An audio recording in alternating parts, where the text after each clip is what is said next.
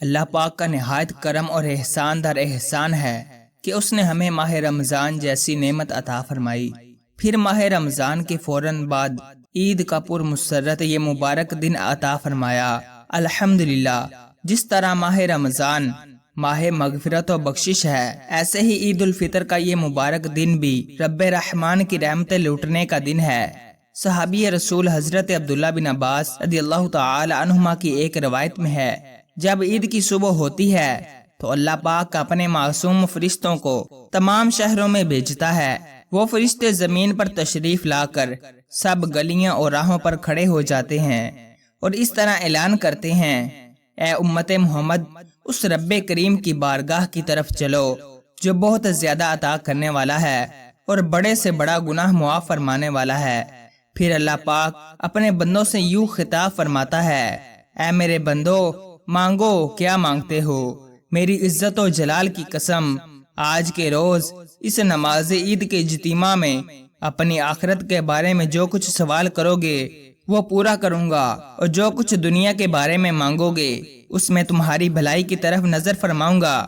میری عزت کی قسم، جب تک تم میرا لحاظ رکھو گے میں بھی تمہاری خطاؤں کی پردہ پوشی فرماتا رہوں گا۔ میری عزت کی قسم، میں تمہیں حد سے بڑھنے والوں کے ساتھ رسوا نہ کروں گا۔ بس اپنے گھروں کی طرف مغفرت یافتہ لوٹ جاؤ، تم نے مجھے راضی کر دیا اور میں تم سے راضی ہو گیا۔ پیارے بھائیوں، غور تو فرمائیے، عید الفطر کا دن کس قدر اہم ترین دن ہے۔ اس دن اللہ رب العزت کی رحمت نہایت پرجوش ہوتی ہے۔ دربار خداوندی سے کوئی سائل مایوس نہیں لوٹایا جاتا۔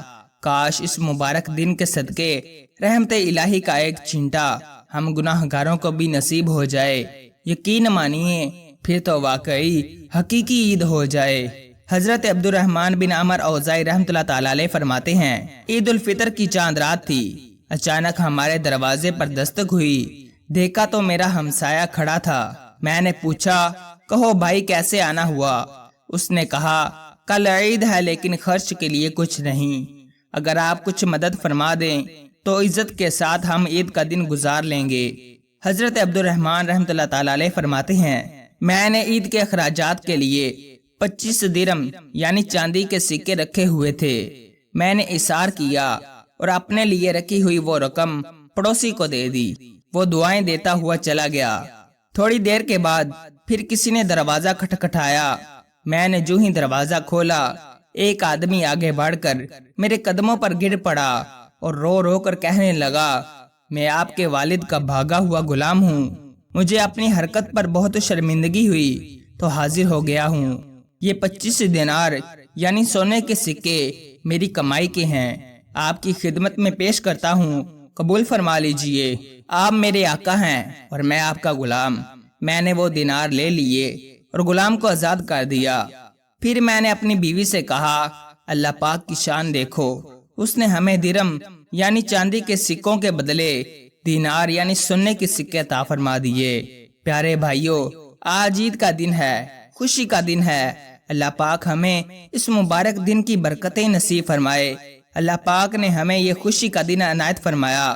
آج کے دن یقیناً ہر جائز طریقے سے خوشی منا سکتے ہیں۔ اچھے کپڑے پہننا، اچھے کھانے کھانا، اپنے عزیز رشتہ داروں کے ساتھ ملنا ملانا وغیرہ، یہ سب خوشی منانے کے انداز ہیں۔ البتہ حقیقی خوشی وہ خوشی جو دل میں اترے اور ہمارے دل کو مسرور کر دے۔ ہمیں وہ خوشی منانے سے بھی پیچھے نہیں رہنا چاہیے۔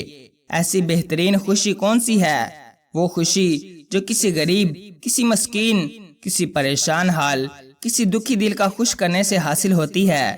جی ہاں، وہ خوشی جو کسی دکھی کا دل خوش کرنے سے ملتی ہے، وہ سینہ روشن کر دیتی ہے۔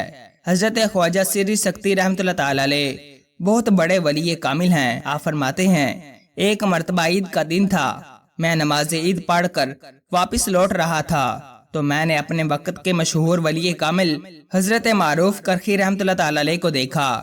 آپ کے ساتھ ایک بچہ بھی تھا، اس کے بال بکھرے ہوئے تھے اور مسلسل روئے جا رہا تھا۔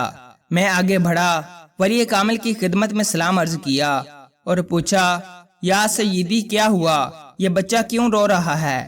فرمایا، یہ ایک یتیم بچہ ہے، اس کے والد کا انتقال ہو گیا، اس کا کوئی سہارا نہیں، ایک جگہ چند بچے مل کر اخروٹ کے ساتھ کھیل رہے تھے، مگر اس کے پاس رقم نہیں ہے، لہٰذا یہ اخروٹ نہیں خرید سکتا، اس لیے یہ ایک طرف کھڑا رو رہا تھا، اس لیے میں اسے اپنے ساتھ لے آیا۔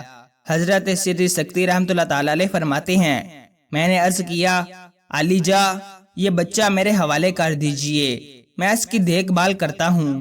حضرت معروف کرخی رحمۃ اللہ تعالی علیہ نے وہ بچہ میرے حوالے کیا اور ساتھ ہی دعا دیتے ہوئے فرمایا، چلو اسے پکڑ لو، اللہ پاک اس نیک کام کی برکت سے تمہارا دل ایمان سے بھر دے اور تمہیں اپنے راستے کی ظاہری اور باطنی پہچان نصیب فرمائے۔